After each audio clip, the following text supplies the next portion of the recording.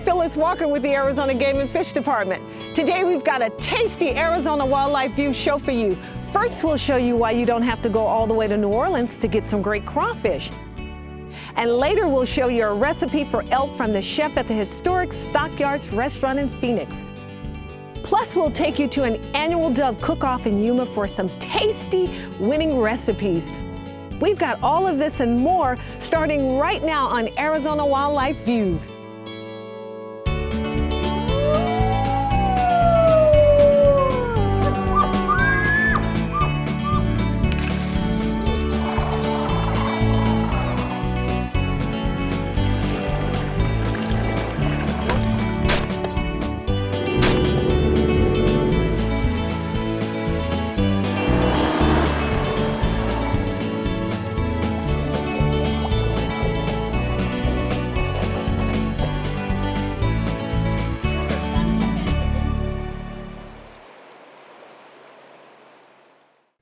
Arizona Wildlife Views is brought to you by the sale of hunting and fishing licenses and the Heritage Fund, lottery dollars working for wildlife.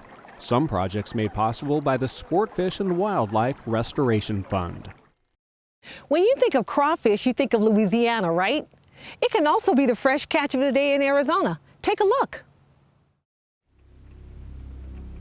Crayfish can be found creeping around all over Arizona, but the state is not their native home. Back in the 1940s and 1950s, they were brought in as bait for smallmouth bass and catfish. They were stocked in some of our larger reservoirs and rivers. They were also put into some of the irrigation ditches and canals to control the aquatic vegetation. The problem with crayfish is they don't stay where we put them. They move into our more natural habitats. And they make a mess out of Arizona's waterways. They're omnivores. They will eat pretty much everything. And if there's not enough out there to eat, the crayfish will eat each other. And that affects a lot of our native species. You know, our fish, frogs, garter snakes, bird species are even affected because they're eating all the aquatic food base, the insects and the snails that are out there. They'll eat the vegetation that's there that helps keeps the shoreline stable. And then you start getting a lot more siltation because they're very notorious for burrowing into the muddy banks. And so they do start to affect the water quality. It makes it more murky. Simply put, crayfish are bad news, but they're also really good to eat. In fact, we'll show you how to make this dish later in the video. Summer is the best time to catch crayfish, and in August, a group of folks from Game and Fish visited Goldwater Lake near Prescott to show us how it's done. This is an area that is known for having lots of good fishing and crayfish. So today we're going to do some crayfish trapping. And I want to talk about some of the traps that we have available here. These are one of the commercial-made box traps. Real easy to use, also very efficient. You can load bait in the back. Go ahead and use a spring clip to seal it all up. And then you got this top handle where you can deploy a tether to shoreline and be able to set it in deep. And the crayfish are going to climb up in the ramp and then drop into this back trap here. If anybody is into backpacking and want to be able to carry a lot of traps with a very minimal amount of space, these collapsible minnow traps or crayfish traps work really nice.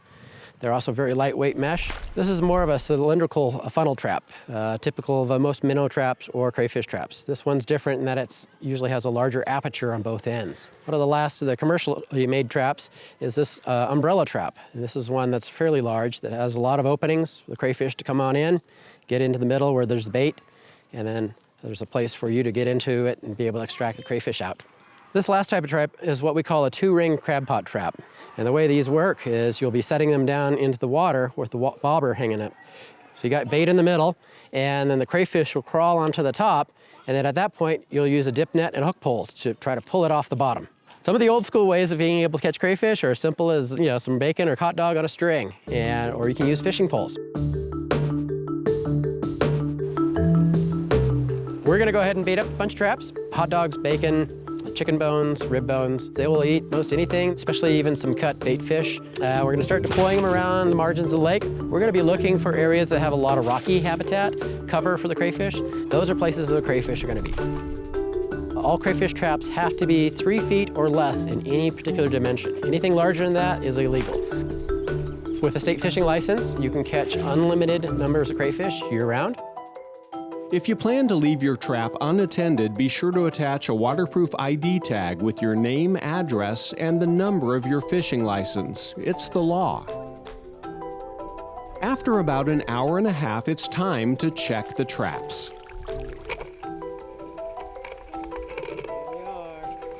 If you want to take crayfish alive, you got to make sure that they're buried under a lot of ice. In most cases, it's illegal to possess live crayfish anywhere other than the body of water where you caught them. So make sure you know the rules before you take them anywhere. Put them in a Ziploc bag, bury under lots of ice, because it's not legal to be transporting crayfish from the point that you captured them. We don't want them getting out and invading other locations. Female, 33. Male, 41. The biologists catalog the sex and size of each crayfish they caught. Female, 38. Male, 50. By tracking this data over time, they'll have a better idea if efforts to shrink the population are working. Male, 40. Oh my gosh, look at this. A saltwater soak helps wash away the grit and grime to get the crayfish ready for cooking.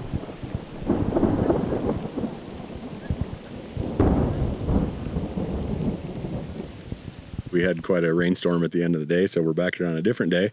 Caught some more crayfish and just wanted to take you through how we're going to process those. The first thing we need to do is dispatch all of our crayfish.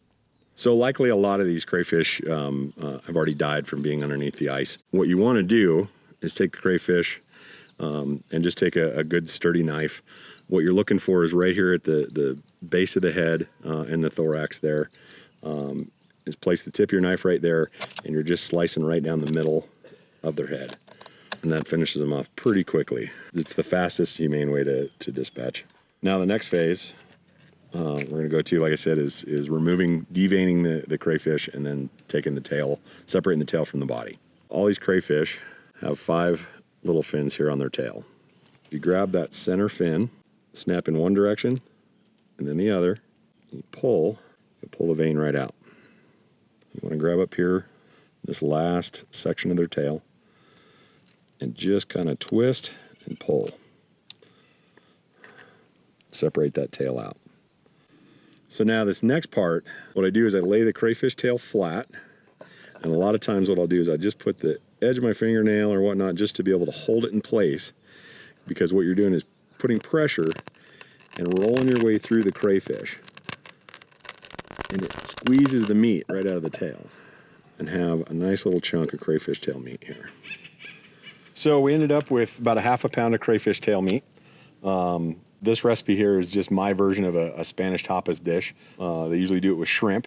But so we're gonna do the same thing. We'll start you wanna get your pot on heat, about medium-high heat. And to it, we start with olive oil and some butter.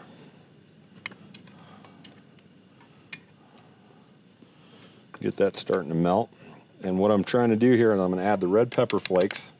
And this is kind of an optional thing if you want. I think it adds to the flavor, just to kind of give it a little kick. Just starting to bubble with some heat on the outside. And so I'm going to add the garlic. And we're just going to kind of saute it a little bit. Maybe about a minute or two just to see, just till it starts getting fragrant. We can really smell that garlic coming through. It's like our rain's coming back. We're gonna beat it here. It's starting to smell really good. So I'll add the crayfish at this point. I'm gonna add some of this smoked paprika on top of it. And some lemon juice. We'll just stir this up. And the crayfish will change. You'll see it changes from that translucent color to near white. We got that paprika to give it a little bit more color. And what I'll do is I'm going to add just a couple of pinches of salt and some pepper. It's always hard to tell you exactly how much salt and pepper because it's usually to taste. Smelling really good here. It's a little spicy, it's a little garlicky. That smoked paprika adds a nice dimension to it. And then the fresh parsley is gonna kind of add just a little bit of that brightness to it. And like I said, always best served with just some really nice, fresh, crusty bread. So you can have some on there and soak up some of this this wonderful sauce in here. And once they're cooked all the way through, you're pretty much done at this point and are ready to plate. And there you have it, Spanish crayfish tapas. Now grab your license, get outside, and Catch crayfish!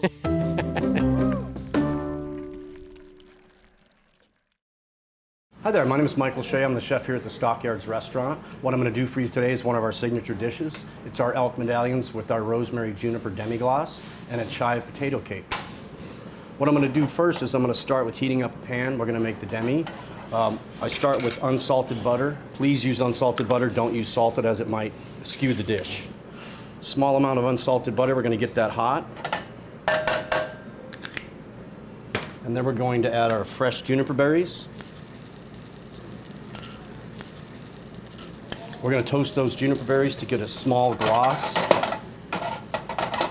And then we're going to add a few more ingredients. One is chopped garlic, fresh.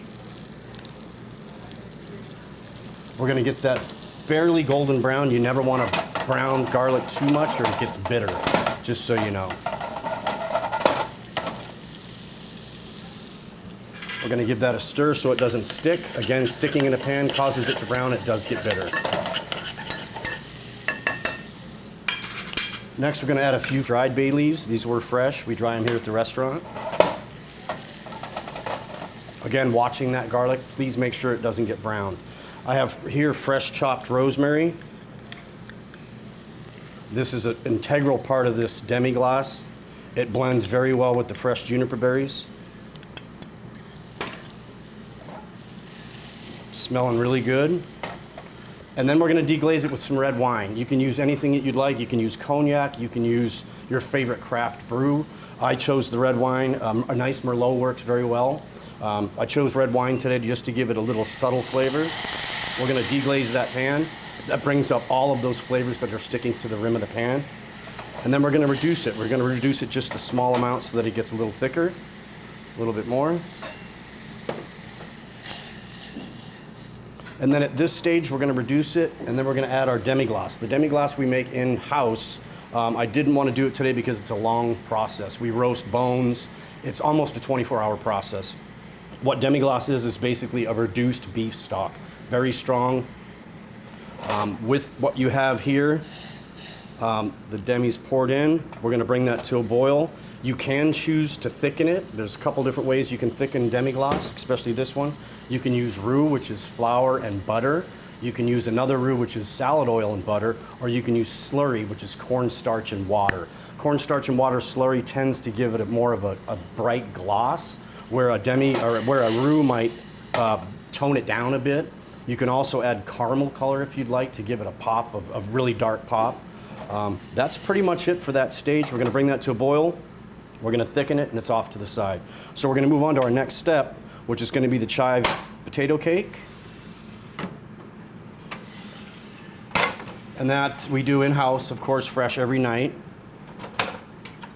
And we're going to start much like the same way as the demi, with a nice hot pan.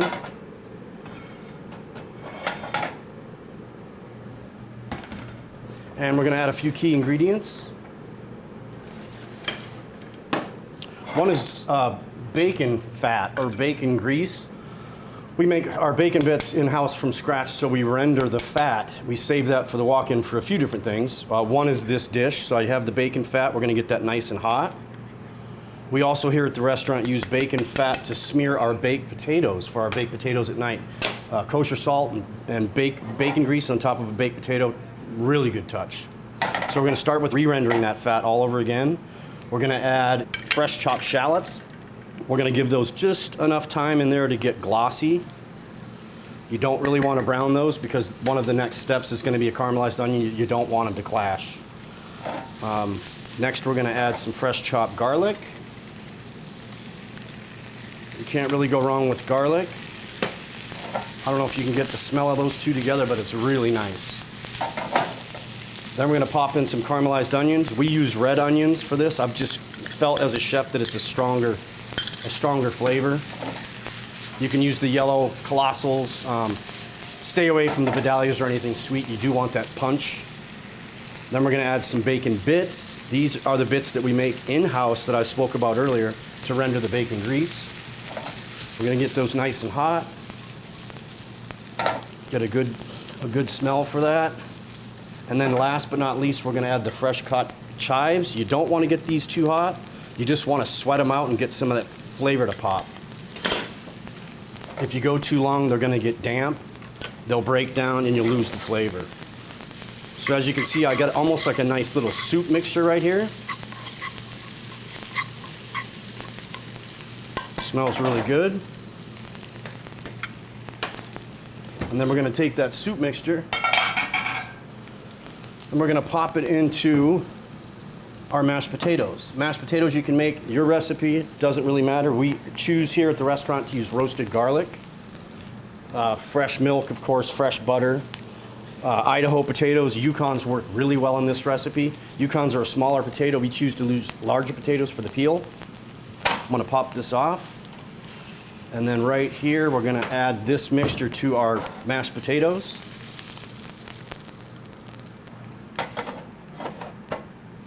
And we're gonna mix those by hand. The volume is really up to you. Some people like them really chock full. Some people like them a little less full. They want the masher versus the bacon flavor. I'm gonna go half and half on these. And right when I get to the point where I think it's ready, I'm gonna add a couple more ingredients. I'm gonna add panko breadcrumbs, which is a Japanese style breadcrumb. It's a lot larger than your fine breadcrumbs. That's just to kind of tighten it up a little bit like you would for a meatball or a meatloaf. At the restaurant here, we do have a bison meatloaf that sells very well. We are a game house. I'm gonna add a little fresh thyme. I'm gonna add just a pinch of white wine. You don't want a whole lot of this, it's gonna dilute the flavor, but it does go good with the bacon, believe it or not. Then I'm gonna add a little salt and pepper. That's to taste. Potato starch does have a tendency to pull sodium in, so a lot of the recipes that I make here at the restaurant, when we season them, we actually want them to be salty because the potato starch will pull it in. Next step is to take our mix. What we do is we pop it into a little round, and then we're just gonna pop the mold off, and it's ready for a sear. I'm gonna go back to my original pan, no need to clean it. All of those fresh ingredients are gonna work well to help sear that cake. I don't know if you can see that, but that's a lot of the good flavor that we have. We're gonna reuse that. And then when this pan gets hot, we're gonna add a little bit of olive oil. Again, you can use fresh butter if you'd like, salad oil. I prefer olive oil for health benefits and just for the flavor, for the overall flavor. It blends very well with what we have here. We're gonna let that get hot, and then we're gonna sear that potato cake, both sides. Get a nice brown color on it. And as far as the elk goes, venison, elk, whatever you choose to do, you can even go as far as using wild boar. We here at the stockyards use the short loin. We cut 3-ounce medallions. You can cut 2 ounce, 4 ounce, 5 ounce, whatever you'd like. We think that 6 ounces total for the portion is plenty enough for, and you don't want to overwhelm the taste buds. So you can cut it however you want. At the restaurant, we do cut the 3-ounce portions. How you cook them is up to you. We grill them here at the restaurant. I've found that it's better to sear those flavors in. You can bake them, you can pan sear them, and then finish in the oven. That's dealer's choice on your half. We're gonna flip that cake, get a nice brown color on that. I would go a little longer here at the restaurant. It's a bigger cake. You can actually finish these in the oven if you'd like as well. And then we're gonna plate that.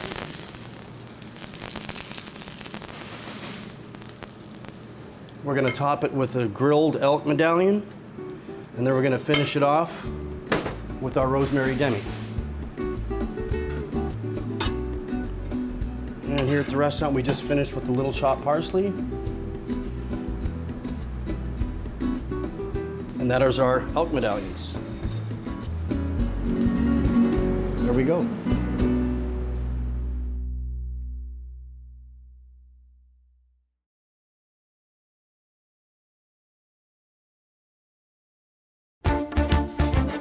When dove season starts, Yuma gets cooking. It's a dove hunting hotspot, and these birds really hit the spot when you cook them up right. That's what's going on at the Coco Paw Resort and Casino. Welcome to the second annual World Championship Dove Cook-Off in Yuma, Arizona. We have 7 teams participating today. So today we're making toasted dove ravioli, dove sausage ravioli with a deconstructed jalapeno popper crostini. So I'm Matt Eberhardt, my teammate is John Odell, and we're the Dove Dudes. Last year's champs, the Dove Dudes, are back to defend their title, and they're facing some stiff competition. So I'm Kristen Young. My team name is Koo and the Gang. I'm making fried dove and waffles. They're authentic Belgian waffles, so they have little caramelized sugar pearls in them. My name's Court Bacon. We are the pork belly shooters, and I'm cooking today with my father, Jim Bacon. This year we'll be cooking a Dove Wellington served with sauteed asparagus and a Madeira wine sauce. I am making Dove mozzarella pasta with sun-dried tomatoes. The team name is Good Morning, as in Morning Dove. I'm Tanae Miller, and my teammate is Jane Perez Brown. My name is Ricky Gelmany, and my partner is Christopher Ayers, and my team is Team Gelmany. We are making some hot bistro oil truffled doves. It's some crazy concoction I came up with. We're gonna make dove pockets. My name's Kathy Weddle. I'm from Yuma, Arizona. Our team is the Fireballs, aka the Doveritas. I'm in it with my daughter, Chelsea Weddle. My name is John Renato. I've got my family and a dear friend here. We are the West Coast chefs because that's where we came from. Because living in California, we have to come here for good hunting and where we can use lead and stuff like that. But I won't make this too much of a political statement, but we've been coming here 30 years even before those rules because it's a lot of fun. Figured I wanted to do an Italian dish because I'm Italian. So I'm doing a pasta carbonara, which uses an Italian uncured bacon pancetta. They can make anything that they want as long as 80% of the recipe consists of the dove. Thank you everybody for coming. Best of luck. Ready, set, go. With 2 hours on the clock, the teams get to work.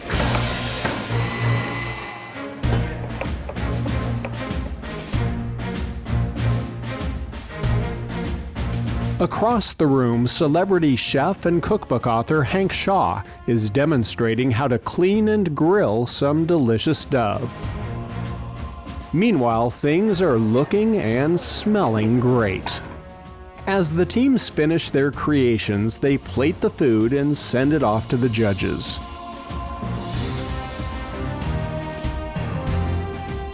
This is very unique. Some good and some bad. The way that these chefs prepare them to be so tender, it amazes me.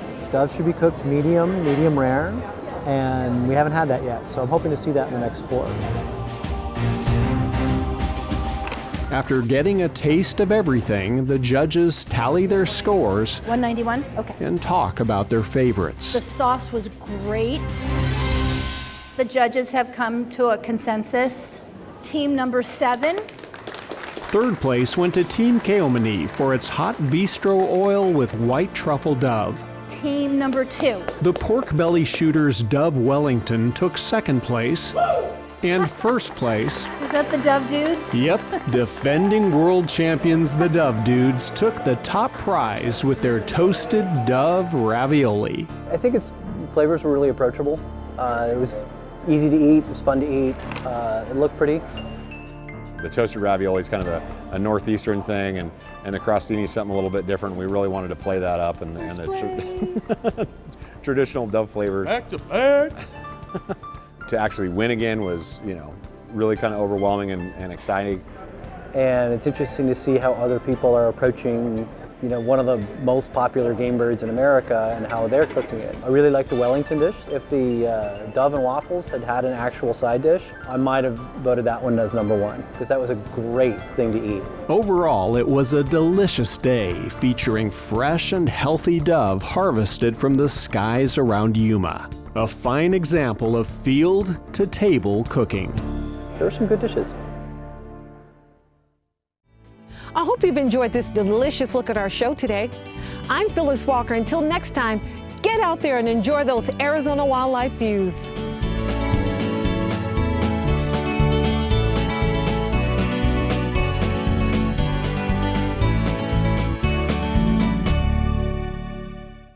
To subscribe to Arizona Wildlife Views magazine, which includes the Arizona Wildlife Views calendar, call 1-800-777-0015 or visit www.azgfd.gov/magazine.